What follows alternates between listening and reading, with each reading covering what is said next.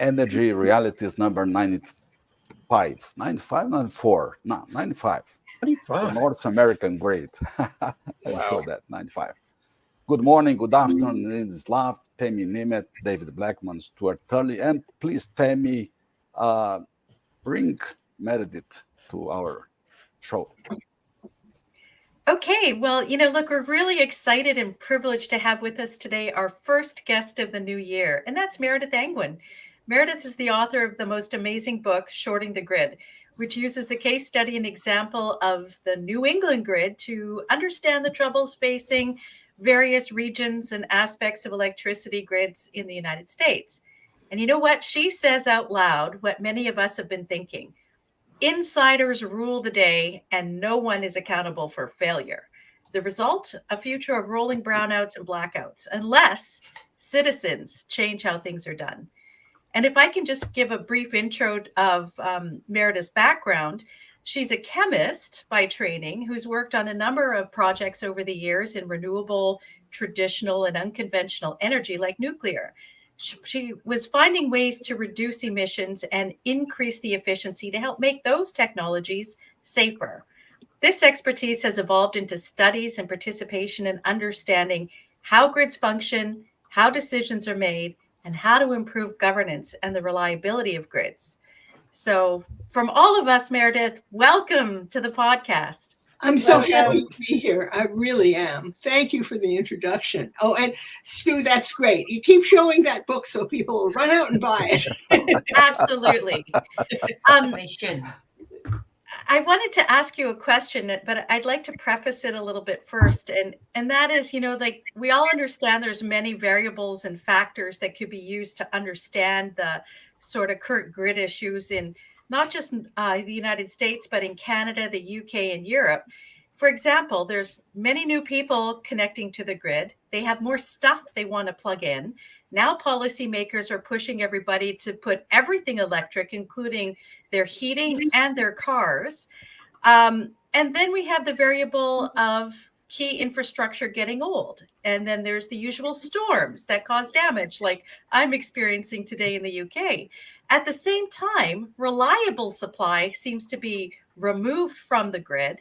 And then before adequate replacements are in place, and then adding unreliable generation, or sometimes nothing at all, because the regulatory delays seem to take forever to get anything done. So it seems like anytime there's a bit of a storm, or it's really cold or really hot, the grid falters and people are asked to reduce consumption. So despite all of these different factors, Meredith, can you maybe offer your views and insights on why are all these grids, why have they become so fragile? They're becoming fragile partially due to the idea that we have to have this very low carbon grid, which would be okay if they were using a mixture of nuclear and natural gas, which would be a low carbon grid, but they're looking at like zero. And then they say, oh, and while we're at it, we don't want to use nuclear. And we also want to add every bit of usual thermal infrastructure to be done by electricity. So in other words, they're pushing the demand up while taking away the more stable sources of supply. So of course it's getting worse. Now it gets worse faster, as I describe in my book, in the areas where it's supposedly deregulated. It actually has tons of regulation in the deregulated areas, but I call those areas RTO because in the United States, they're regional transmission organization areas, RTOs. I don't like the term deregulated because it makes everybody go like, oh, that's great. We're getting away from bureaucracy. Yeah. And meanwhile, we're growing bureaucracy in those areas. We're putting layers and layers of bureaucracy on it and nobody accountable, which is, of course, how bureaucrats like it. But basically, it is very bad. I also want to say one other thing about why is it becoming more fragile. Not only are we shutting down reliable sources, trying to replace them with intermittent sources and raising the demand, we're also doing this all sort of simultaneously, and the fragility will increase. I like to say increasing fragility. You see, what is increasing fragility in my life? In my life, if I have a plastic water bottle, if I substituted drinking from an antique wine glass, that would be increasing the fragility of my water drinking. Okay, it isn't that the plastic can't break or the wine glass will. It's just easier to break the antique wine glass. And similarly, even a very sturdy grid can fail in a major like hurricane, major landfall hurricane. Okay, but what I find very annoying and it shows me that the fragility is increasing is that we end up with rolling blackouts in California on hot summer evenings. Really? California never had hot summer evenings before?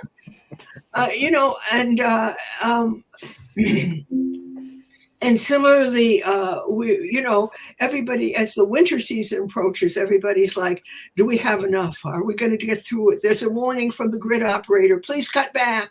And I'm like, we never had cold weather before? I mean, honestly, it's 0 degrees here. When I moved here from California, I have to admit I moved here from California. When I moved here from California and I wanted to put in a garden, I looked up the growing area designations and discovered that I was in a designation where if I wanted a perennial plant, it better be hardy to minus 30 Fahrenheit. Okay, so that was when are we surprised that sometimes it gets down to minus 15 here? Of course not. But somehow or other, we have set up the grid so that anything that's not like 70 degrees and beautiful is a danger. And I get quite upset about that because people need electricity. And I could go into a whole rant about that, but I'm not going to. I'm just going to say that if electricity were to fail for a month in any area of the country, there would be a lot of deaths. Yeah. Yes. It's interesting because she said fragility, taking unnecessary risks to the game. Irina, please, could you please come with your point? Well, I don't know if I could add anything to what Meredith said. She's absolutely right. I especially want to highlight a point she made about everything happening simultaneously. Not is only everything happening simultaneously, but hydrocarbon power plants are being retired faster than replacements are being built. Yes.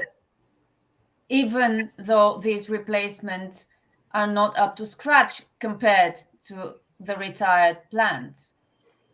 And if I may mention Germany as a case in point, I just checked electricity maps before I came into the podcast. Right now, Germany is producing most of its electricity from wind. Mm-hmm. But just a couple of days ago, it was producing most of its electricity from coal. I hear an echo. I don't know why. No, you sound good to me. Oh, yeah, it's okay. not happening to the rest of Yeah, us. it's good. Oh, okay, it's Yeah. just me. That's fine. So just a couple of days ago, it was producing most of its electricity from coal. It had higher emissions intensity than Poland. So Yes, wind I is saw that. perfect when the wind blows. Yes, I found that was really quite. There was a tweet that showed the map, and I retweeted it because I was like, now they've finally gone and done it. They're more. And Poland is planning to go to nuclear because Poland doesn't like being the bad boy of Europe in terms of carbon emissions. But anyway, go ahead, Irina. I'm sorry. That was basically it. As an illustration, here's Germany's, Germany's state of the grid. It is becoming more fragile, and you still need hydrocarbons. In this case, you need a lot more of them to balance your grid. Well, people imagine that the grid could be 100% renewables. And if you look at some grids that have a lot of hydro, that's pretty close to true. But most places don't allow hydro to be considered a renewable. I mean, it's kind of funny around here, but big hydro in New England, big hydro is not considered a renewable, while burning trash is considered a renewable. Why? Well, because all these decisions are made by people who want to get their own system, their own money into their own system into the money. You see what I'm saying? It's basically, I'm not saying they're wrong to do that. I mean, if you set up, that's what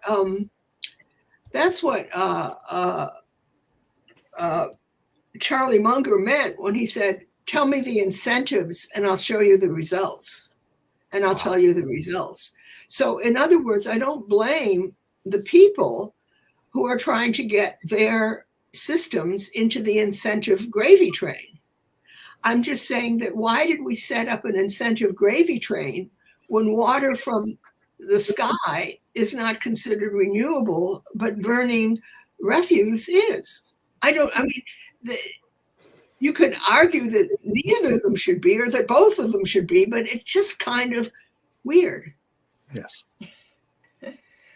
Meredith, can I just jump in here for a minute? Because you said that, there's many jurisdictions that want to make renewables, or I would say unreliable wind and solar and batteries to run the whole grid 100% on that. And there's a major left-wing publication in Canada that on the weekend wrote, while it's true that renewables weren't giving the grid the necessary boost, and they were talking about Alberta last week, they actually said no one expects them to in the dead of winter. So here you have a major left-wing and pro-environmental group that's been pushing 100% wind and solar batteries forever, coming out and saying no one expects them to run the grid in the dead of winter. Well, then what is? Because Alberta and Saskatchewan don't have enough hydro to do anything. And then to say that wind and solar, no one expects it to work when you need it, is just bizarre. It is bizarre, and it's kind of a double think, where one part of you believes that you're going to go to a whole wind and solar grid, and the other part of you knows that's not possible, and you believe both, and you push toward the wind and solar, and every now and again you think, oh, it might not work, but it is bad. The only thing I can say for that is that it's a step toward reason compared to the straight up hypocrisy of we are going to use wind and solar and it's going to be great. You see what I'm saying? In other words, at least they wrote something no one expects them to. Okay, what do you expect us to do? Freeze? Oh, yeah, right. Actually, there are too many people as it is in Alberta and Saskatchewan. No, there aren't actually. They're very, but what I'm saying is that, it is a step up from just plain, it's going to happen and it's going to be great. It's going to be wind and solar and it's going to be fabulous. Right. Yeah. I had a LinkedIn user make that argument to me yesterday, actually. And I told him, by making that argument, you are tacitly admitting that solar is unreliable and wind is unreliable. You can't count on them to generate electricity when we need it the most during severe weather events, And then the other thing that argument by them tacitly admits is that loading up a grid with wind and solar power automatically forces ratepayers to fund and finance two separate grids. Yes. One grid that makes liberals feel better about themselves and another grid that keeps the lights on when the weather's bad. Okay? I mean, you can't have this both ways, folks. You just can't. but you can't. But then they just automatically dismiss you and change the subject and call you a climate denier, and so the argument's over at that point. Well, it's almost as if you're talking about how to make the grid work, and when the people who say there's 100% wind and solar are backed into a corner, they just switch the subject to we have to save the climate. It just Exactly. Exactly. And of course the trouble is that doesn't work as well with me, because my first book was all about the importance of nuclear. So I go into nuclear, and then they're like, oh no, we can't have nuclear. The waste lasts for such a long time. I said, no, actually it lasts for a fairly short time. Arsenic lasts forever. Nuclear waste lasts for a couple thousand years or something. I mean, people say, we've never encountered a waste that's long lived. And I say, no. We're used to waste that is going to be there forever. Okay? We're not used to waste that you can put a time limit on, even if it's a long time limit. And then they go around and they're like, oh, she's nuts. She's just nuts, and so forth. Because they don't have an answer to that. Meredith, you have written. I think you're a national treasure, but did I just say that? Sorry about that. But we talk about the pricing models in your book. You talk about the balancing authorities, and you talk about how all of the pricing models. Nobody's talking about. As David just said, he got in a fight or a discussion with somebody on LinkedIn. I got into a couple discussions where they're saying that renewables are cheaper. And I'm like, time out there, Buckshot. When you take in the reclamation for a wind farm, I've found that the wind farms are never sustainable through fiscal responsibility. And that 8 years is the max that they could even survive on a fiscal with the tax and incentives. And then all of a sudden, the maintenance, it's even coming in beyond that. They're never going to last 20 years. They're never going to last 30 years. No. But where do you see the pricing for reclamation ever coming in? Because it's the ratepayers, they're going to have to pay for these things, and it's not in accountability right now. But a 60-year, 70-year, and 80-year nuclear reactor, holy smokes, you can plan for that. Yes. No, I don't know. I mean, that nuclear reactors have to pay the government a certain amount per kilowatt hour that they generate. I think it's a penny or something. And that is to go for taking care of the nuclear fuel, and also actually there are two separate funds. One is for the fuel and one is for decommissioning the plant. And the NRC is watching them to make sure that they put all that money in. And one of the things that was kind of interesting is that a couple of years ago, the nuclear fuel thing is that the government said when nuclear was set up, the government said, okay, you're going to run the plants, but for non-proliferation and for other reasons, the government is going to enrich the fuel. So you're going to get the fuel from somebody that the government is paying separately, a company that enriches fuel. You're going to get the fuel from them. And then when the fuel is spent, the government is going to take it away and put it in a repository. So you just build the plant and make the electricity, and others will be responsible for other parts of the fuel cycle, which is actually kind of reasonable if you think about it. You don't usually have, though you can have, a coal mine owned by the same company that owns the coal plant or whatever. I mean, they can be next door, but the government had decided this. Well, guess what? The government never picked up the fuel. Never picked up the fuel. And so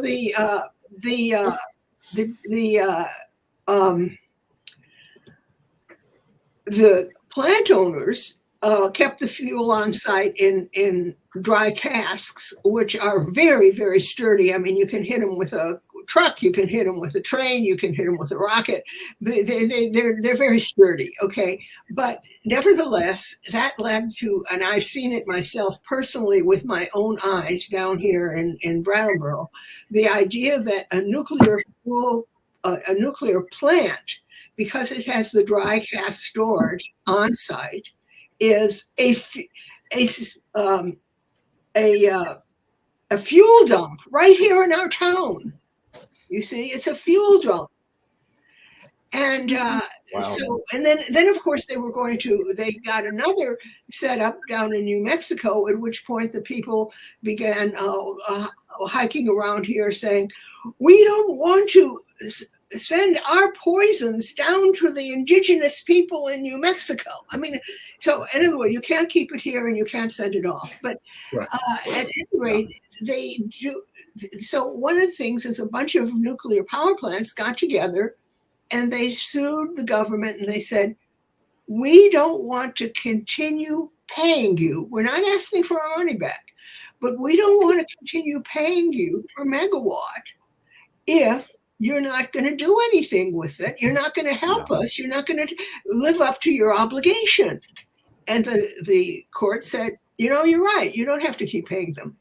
Well, all of a sudden, the whole thing about interim storage became very important to the government because all of a sudden there was this source of money, you know, that was going to disappear. And anyway, of course, it wouldn't have to disappear. They just pick up the fuel, but that they seem very unwilling to do that. Very upsetting. Let me, before we go to the questions, Tammy, only a question from Brazil, because we have many Brazilians watching us at this time. Meredith, you're probably not familiar with the grid in Brazil, of course, but we have more than 60% of hydroelectric power in Brazil. It seems 60%? that 60. Yeah, Yes, I thought so. 60. I've heard that. I've heard it. Yes, and it seems that this source is becoming weaker every day. So what's the degree of fragility we have? What's the fragility risk you can see in this system? I'm sorry, I don't quite understand the question. You've got 60% hydro, and what else do you have? Is too fragile? I mean, is too risky, the system with 60% of electrical power? I wouldn't think it would be terribly fragile, but I mean, the Pacific Northwest has always had a high percentage hydro and is very reliable, and so is Quebec, which has a lot of hydro. So I'm not sure. I think that if somebody comes and tells you that hydro isn't what you want is wind turbines backed up by natural gas. Then you're going to end up with fragile. By the way, one of the things I think people should look at more, I mean, is Norway. I mean, I really think Norway is an important bellwether. We're all looking at Germany, which has totally messed itself up and said, well, we don't want to follow that path. But Norway has a lot of hydro and a lot of gas, and the prices are going up like crazy because all of a sudden everybody's looking to Norway to save their grid. They've put in the Viking line, the North Sea line, all these extra transmission lines to go to England, to go to Denmark, to go to Germany. And the Norwegians are sitting around, especially the southern part where all these lines originate, going like, what the heck happened to our electricity bill? They're huge. That's because they're now bidding against the Germans for electricity. Right. Yeah. Oh, yeah. Tammy, sorry I interrupt you. Yeah, please go ahead. So we have a few comments from the audience. David, would you like to read them out? Sure. Cyrus Brooks. Hey, Cyrus. Good to see you, man. I noticed that exactly. Everything is about climate, regardless of cost, until you talk nuclear, and then they talk cost. And he's, of course, talking about the arguments that renewables boosters make. I mean, it's like clockwork, really. These circular arguments you get into with these folks. Tyler Minix. Tyler, we haven't seen your name before. Thank you for contributing. Cost is also a slippery term. There are lots of knock-on effects for certain portfolio mixes. Those costs are not easily understood always, yes. And sometimes that's because the government doesn't want them to be easily understood. We have to admit that too. I agree with that. Very true. I agree with that. The system is opaque, and that's a feature of it from the government's point of view, not a bug. It certainly is in Texas, that's for sure. Well, Meredith, you mentioned Quebec, and I was speaking to an energy analyst from Quebec, and he was making the case that they're actually running out of electricity because there's only so many more places that they could build more hydro dams. And they've committed so much for export. Yes. And they now want to switch everything that's currently propane or natural gas or whatever to electricity, that this is really going to have a profound effect on their grid, making it more difficult to fulfill the contracts and commitments that they have for exporting electricity. So his case was that, okay, yeah, they have a lot of good hydro, but it's kind of maxing out. And in Canada, the regulatory process for constructing anything, whether it's hydro or natural gas pipelines or whatever, takes an eternity. So if they're already thinking, gosh, I don't know if we have enough, who knows when they could ever create more hydroelectricity in order to fulfill their grid. In a general rule, everybody thinks of Quebec as having, so much electricity. And yet, when you get right down to it, like many, Quebec encouraged people to heat with electricity way back when. So Quebec, an average person in Quebec uses about 3 times the amount of electricity that an average person in New England uses because they heat with electricity. And they're not actually, and they began this heating with electricity way back in the day. So they're talking about resistance heating rather than heat pumps. So that's even worse. But when you get right down to it, if you begin looking at the grid in this neck of the woods, you will find that Quebec exports electricity in the summer, but it has already gotten to the point where it usually imports electricity in the winter.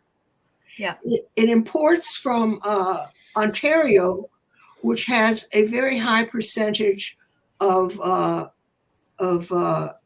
nuclear, and Ontario is a wonderful study in a way because Ontario used to be all coal, and now they're mostly nuclear. They have a very clean grid, and they export to Quebec in the winter.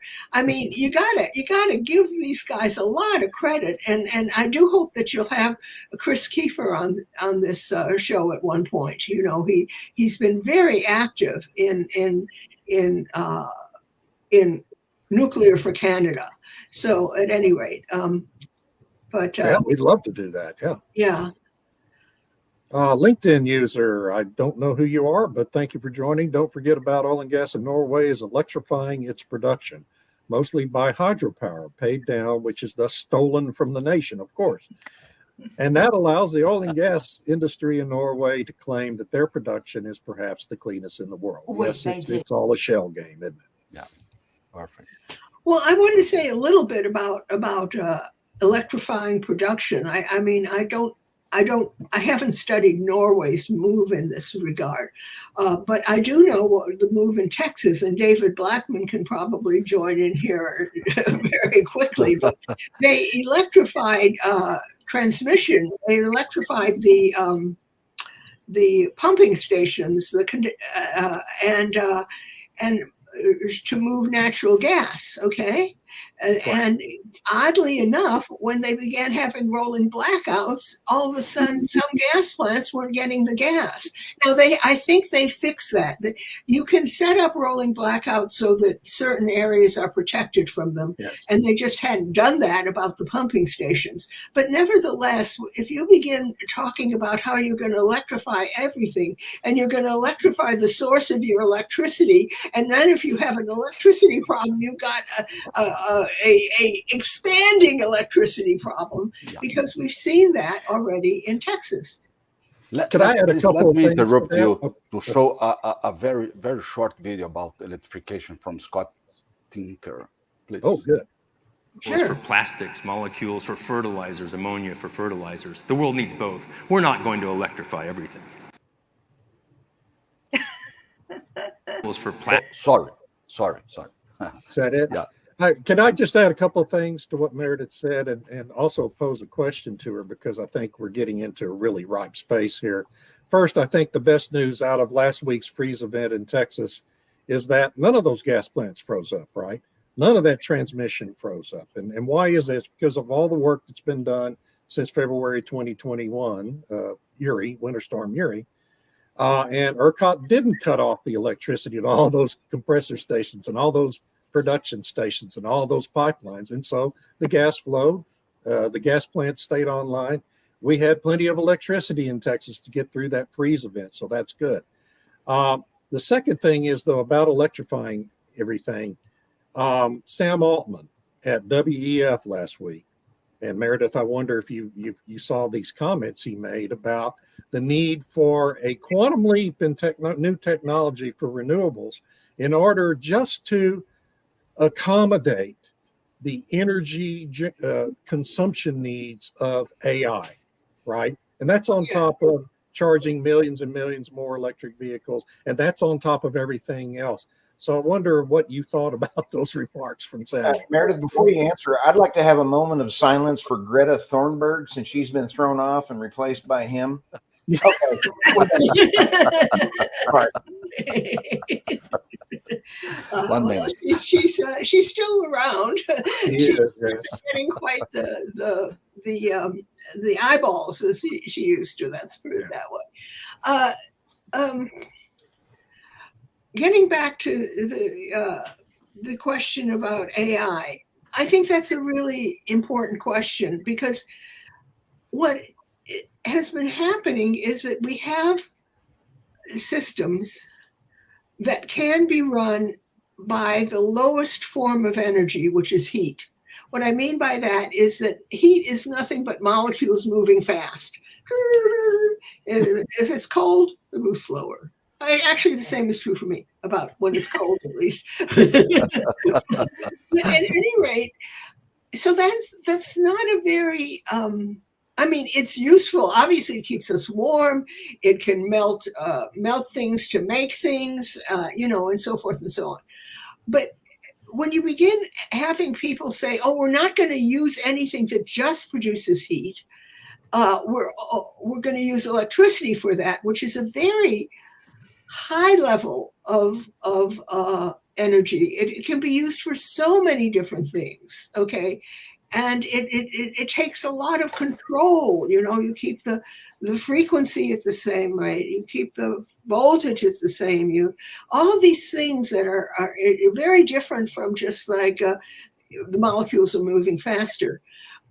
At any rate, we've had all these people who have been pushing that we can't use anything except electricity for heat. Okay, your car engine is basically a heat engine, but now it's going to be an electrical engine. Your home is heated by a furnace, now it's going to be heated by a heat pump using electricity. Your cook stove used to be natural gas, but nowadays it's going to be electricity, and so forth and so on.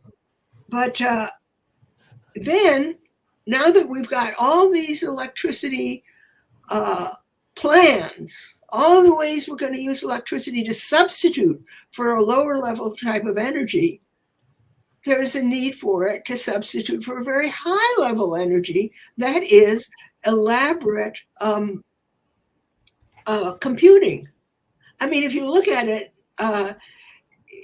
the computing thing has gone in a kind of sine curve where first computers couldn't do much. Then big computers, the Cray is going to do a lot. Then little computers began to do as much as the big computers used to do. And now we thought of a way where even little computers are going to be huge because we've got a new use for them.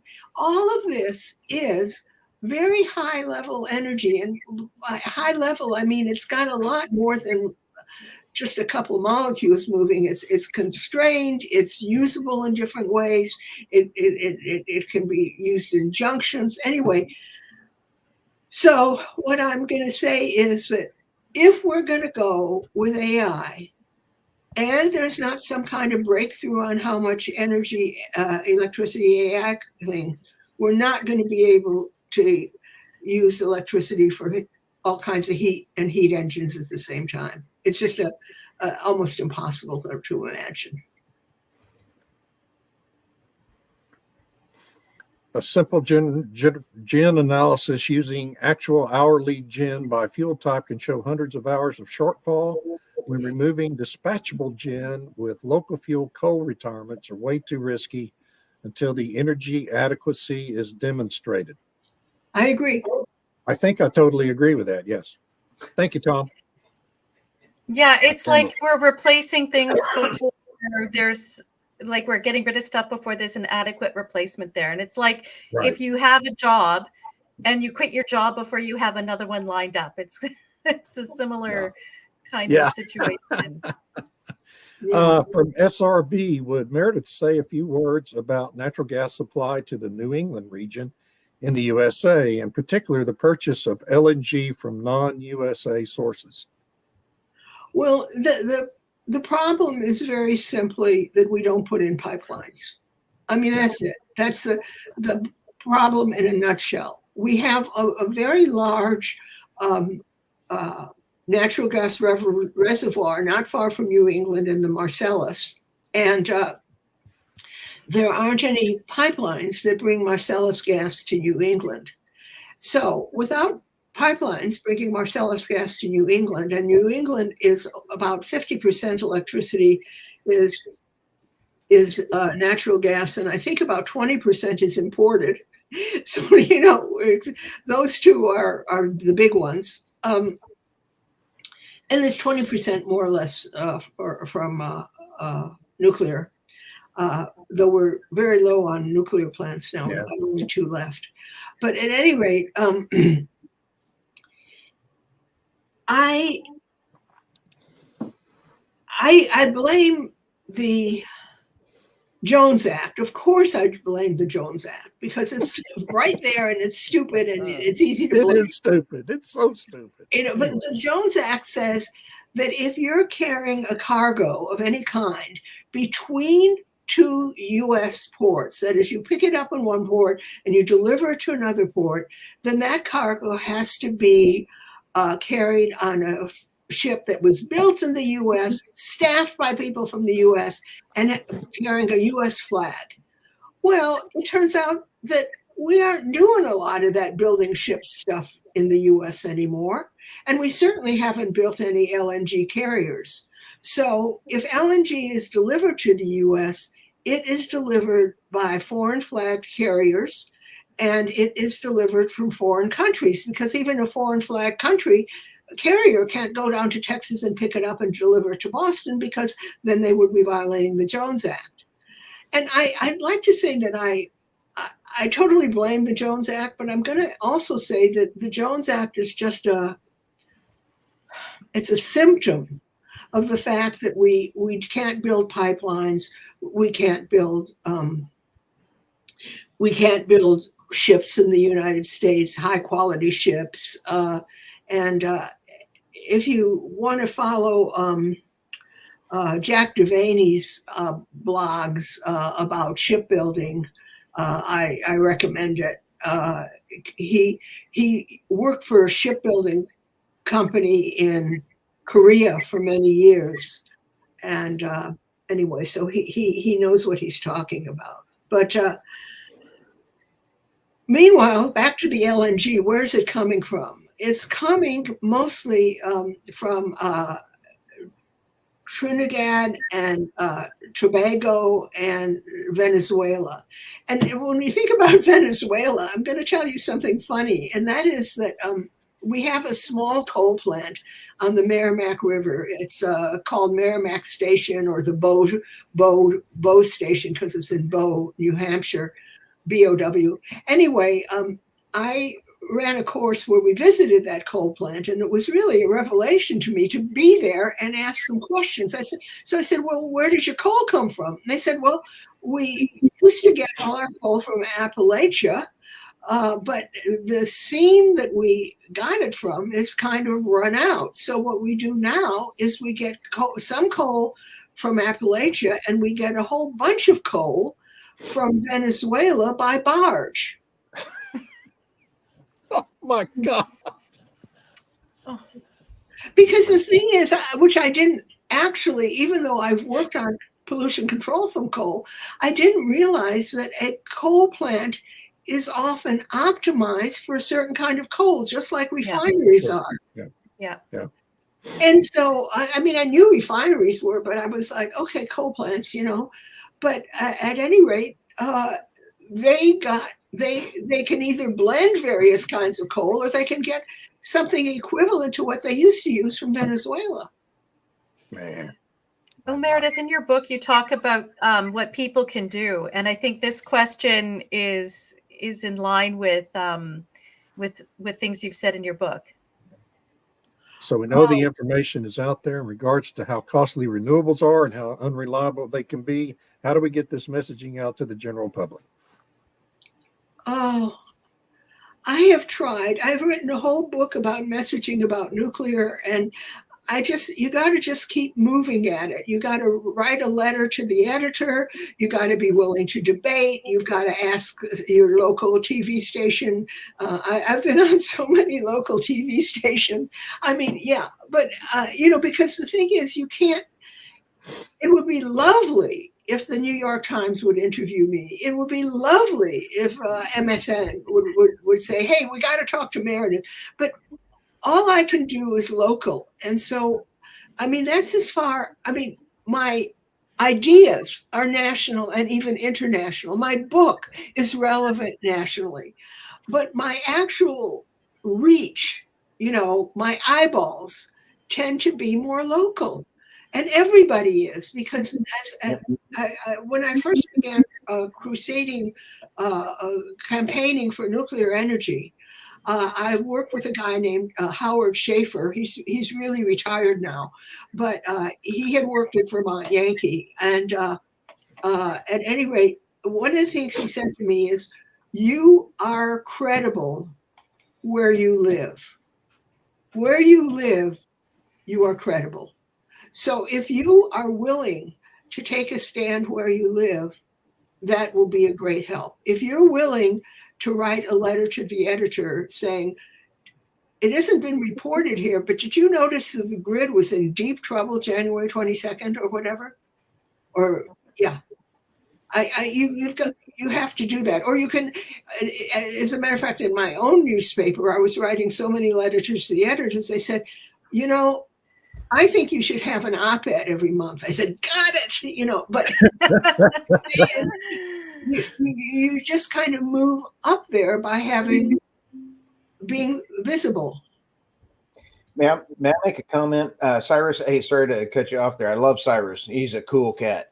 Meredith, you've inspired so many people, but it's the podcasts. It is Armando. It's Tammy. It's Irina's Substack. It's Blake. It's David Blackman's.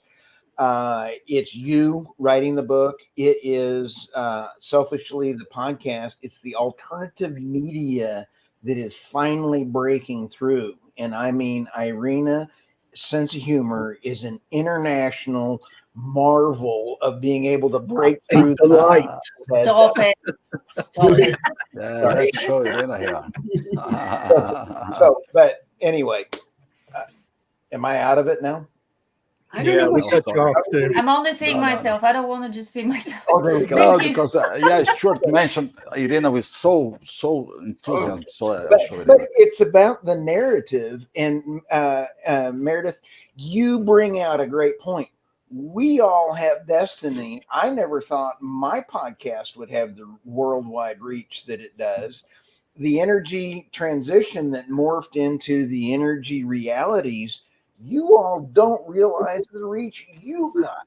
So that was a fantastic question. I didn't mean to cut off Cyrus before that question got asked.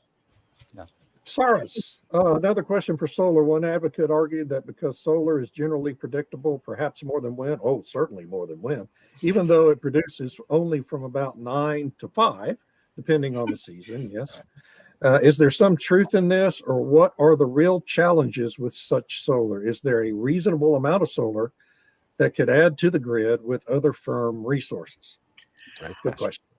Yeah, it's a really excellent question. And when I talk about my perfect grid that you could build like anywhere, I tend to imagine 60% of the maximum power being provided by nuclear, and then the load following being a mixture of like nuclear, solar, gas, and so forth. But you have to understand that people will say there's no such thing as base load, but on almost every grid, 50 to 70% of the power is power that has to be there 24/7.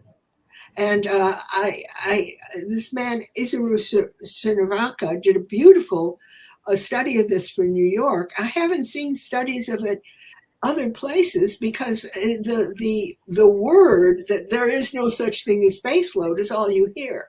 So yes, solar can be helpful in load following. Okay, I mean, I think it can. Yeah. The problem is that we would only want to have a maximum of like 40% of solar on the grid, so that it would be all solar at the peak, okay, and 60% more reliable sources, and so that solar would be pushing gas off the grid rather than pushing nuclear or whatever. I think solar, depending on the grid, can be helpful. And I've often thought it could be more helpful than wind, because wind, although wind can be a high percentage of the grid, it is absolutely available when it isn't needed. Exactly. Could I make one point about Cyrus's point about solar being more predictable than wind?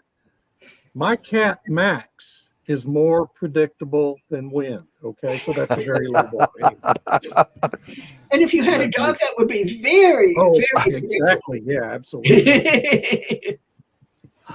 Yeah, Joanna. Your cat. What's the name of the cat? Max. Max. He's a big boy. He's a good boy. Joanna Friebel. I'm sorry, Friebel, I think. Do you think the big tech firms of the world, electric guzzlers, yes, like Bitcoin miners, should provide their own SMRs for their own power? What a great question. I think that would be a great idea. And I think many tech firms are looking into it. Yeah. Because, one thing is that depending on how high tech what high tech thing you're doing, you really can't afford a interruption in electricity. Yeah. And people don't realize that. In other words, if the power went out over here, I'd be like, oh, inconvenient, man, if it was out for an hour. If I was a chip maker, it would be disastrous. David, I want to give a shout out to the Bitcoin mining that has helped EMP operators by taking stranded natural gas that would have been flared, turning it into a revenue source for those folks to drive the price down lower. So Meredith's point of having SMRs for Bitcoin miners is great, and data centers, they need that. But let's also not just rule out Bitcoin miners for taking stranded energy sources and heat where it wouldn't otherwise be used. So, wow, I said something smart. You did. Oh, hi, Warren Van Wyck. He's great. He's not much known outside this area, but he does wonderful studies of the grid in New England. And he's come on to say that the solar panels have been covered in snow for days out here. Yeah, and that doesn't work, does it? That makes them less predictable, I think. Well, the solution in Canada is that's part of the just transition, and the oil and gas workers can be the ones who go out there and clear off the solar panels. Oh, what about those green jobs? that the That's a transition green was going job to for you. create. Yeah, Okay. green jobs. Yeah. Yeah, you can spray those solar panels down with antifreeze like they do to unfreeze the wind turbines, Wind right? turbines, Yeah. which they use helicopters to do. Are they going to have Helicopters electric spraying helicopters? antifreeze. Yeah. Yeah. Oh, I got a comment for those guys wanting that as a green job. You first. I bet they wouldn't get out of their mom's basement. Yeah, I don't have the clothes for it. Here's one more question from a LinkedIn user. Regarding heat production for district heating, what about using already irradiated nuclear fuel, not burned up to its regulatory and design limits, from commercial light water power reactors? Holy moly, that's beyond my ken. well, it would be useful. I'm just saying that the regulatory burdens of doing something like that are almost immense, totally immense. I mean, I wouldn't even want to go there, but I would say that, that if what we do now is use nuclear fuel is kept in water to cool off because it is quite radioactive, but there could be a way for a water heat exchanger so that it was used for district heating, but I don't know, and I don't think that it's not a low hanging fruit because that stuff is very radioactive for about 3 years. Yeah, that's right. Stuart, could you please show the book covers again? So you bet. Here we go.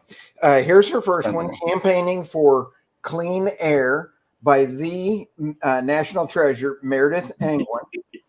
And then here is Shorting the Grid. And this one is really an eye-opener, and I highly recommend it because, as you can tell, I have burned through this book continually. Those look like my books with all the sticky notes. My goodness. Very good, very good. Let's go to the headlines. Oh boy. Irina, please. Yeah, so that's a recent headline. I think last week, was it? Anyway, Europe's energy project stall before the finish line. Utilities CEO says that's the CEO of Galp, the Portuguese utility, and his problem is that permitting takes too long, basically. So the European Union has been talking about streamlining the permitting process for wind and solar. It's been doing this for a couple of years now. And apparently, according to the CEO of Galp, it still takes an eternity to go through the whole permitting process. I don't know what's going to happen, but after all the effort that the EU has put into streamlining, into shortening these procedures, utilities are still not happy. I don't know what these people want, but they're unhappy. There's a lot of that. Yeah. Being unhappy. This is my absolutely favorite. It's an opinion piece. Let's bear that in mind. Germany should go big on nuclear fusion energy. You don't say. In this story, the author makes the argument that Germany has the R&D potential to pursue nuclear fusion and make a breakthrough. From what I know about nuclear fusion, which is not a lot, it needs huge amounts of energy. There have been a couple of recent breakthroughs, one in the US, one in China most recently, if I remember correctly. But it requires an immense amount of energy. Now, how is Germany going to generate this energy that is necessary, assuming it can spare the money to invest in a tokamak to pursue this research and development? This is the answer that interests the question that interests me, but I suppose the author doesn't have an answer. And let's not forget that Germany just got rid of its last operating nuclear reactors. Germany does not like nuclear, or at least the German government. Well, they led the world, Irina, so well on renewable energy that we ought to follow them off that cliff, following fusion. Yeah. It's fission. An eccentric idea. That's an amusing one, I thought. That's a good one. And it's crucial to point out that even with the breakthrough at Livermore Labs that was announced in December of 2022, that technology, as it's being developed out there at Livermore, is still 25 years into the future at best before commercialization. So people need to understand that. Yeah, that's the refrain when it comes to fusion. It's always a couple of decades in the future. It takes a lot of time. It's not going to solve anyone's problems right now. It's not going to. That's precisely right. I mean, what they can do in a lab is years and decades away from commercializing it or bringing it up to scale. I mean, that's just a given. But they make it sound like, oh my gosh, it's right here. Why aren't they just trying harder? Of course they do. This one is David, I suppose. Yes. Oh, yes. The Micron story, Meredith. I just love this story because Micron wants to put this enormous chip building plant, manufacturing plant in upstate New York. And the manager's the ISO out there comes in and says, well, you know, we love that opportunity, but we just don't have enough generation on the grid right now to accommodate it. I mean, isn't that kind of becoming an increasingly common issue around the country now? I think it is. I mean, but I don't necessarily track it per se, but you know, New York has a chip making facility that they basically won a bid against New England to get, and that was quite a few years ago. But anyway, that's but yeah. I mean, it's so impossible, really, to bring all this manufacturing back home that we want to bring home when we're taking all the reliable generation and retiring it and replacing it with all this stuff you can't predict and can't rely on. Now, how are you ever going to accomplish that? Well, it's like I say, it's double think. In one way, you say we want jobs and we want people and to be employed and so forth, and then the other thing, we don't want too much energy. Okay, fine. You're not going to take your choice, honey. You're not going to get both. Yeah. David, going to your second. Oh well, I already brought that one up, and that's been asked and answered. But I just love that story. It's so awesome. Perfect. So let's go ahead, Stuart. It's your time, please. Oh, you can't buy this kind of entertainment. First, Siemens went out and said, "Oh, by the way, he had lost billions of dollars," but he also goes out and has something that was a great quote in there. Let me read this quote because it's so good you just can't get it wrong. I believe that for a while, customers need to accept higher pricing. And then there may be innovation about the weight of the blades and other efficiency methods and technology. So then the cost can go down. But the point is, if there's no profit pool in an industry, why should that industry innovate? Oh my gosh. He's right. He's absolutely right. Oh my God. So why should they innovate? But wasn't wind cheaper than anything else already? Until it isn't, yes. Why do you need higher prices? Sorry, and that's exactly that was exactly that great LinkedIn's question, that person's question. The narrative is it's always cheaper, it's always cheaper, it's always cheaper, but it's because of the alternative folks getting the word out. Anyway, I really got a tickle out of this one. Yeah, very good. Another one from Stuart. 80 some odd people had died, and so my point for this article was very simply, we have a great national treasure that if you don't design the grid, if you don't design the grid correctly, people die. I believe that's in a subline in the shorting the grid. And so you have to have a quality designed grid. Anyway, otherwise death happens. Yeah, perfect. It's kind of important. Oh, this is me. Trying to answer the last podcast question. Yes, in Brazil, offshore wind has a reasonable stability. much more than other places in the world.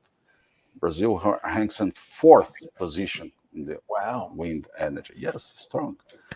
And the second is the following. Brazil, Petrobras is strongly thinking, analyzing investments in wind energy. I would like to ask Stuart, if you were Larry Fink and have $1 trillion to invest, how much would you invest in wind energy, Stuart, please? 0. Well, actually, let me back It that depends on the subsidies, doesn't it? up. Yes, thank you. Yeah, sure. I would actually, though, invest all into carbon capture and carbon tax credits, because I believe that is the best way to transfer wealth from Larry Fink to Larry Fink. With Al Great. Gore as the middleman, right? Oh, God. Through blended finance, right? Right. Absolutely. Thank you so much, Meredith. Oh, It I was was very happy to be on it. fantastic. Been wonderful. Thank Thank you. you, Yes, Meredith. no doubt, Thank you. no doubt. Thank you. But I would like to conclude with 10 seconds video, and we finalize the process here. This one from Scott Tinker that I love his thoughts. Science can live together, but if we remove doubt from science, it becomes religion. Hallelujah. Touchdown. That's great. Thank you so could much. saved Nailed it. everybody an hour and just played that 1 10-second clip. Well done. Yeah. Thank Boy, that you. summarizes the whole thing. God It bless was you a so Scott. great much. pleasure. Thank Thank you. you so much. Thank Thank you, Have a great Meredith. Have a day. great day, Thank you, everyone. Thank you, Meredith. Bye. Bye-bye.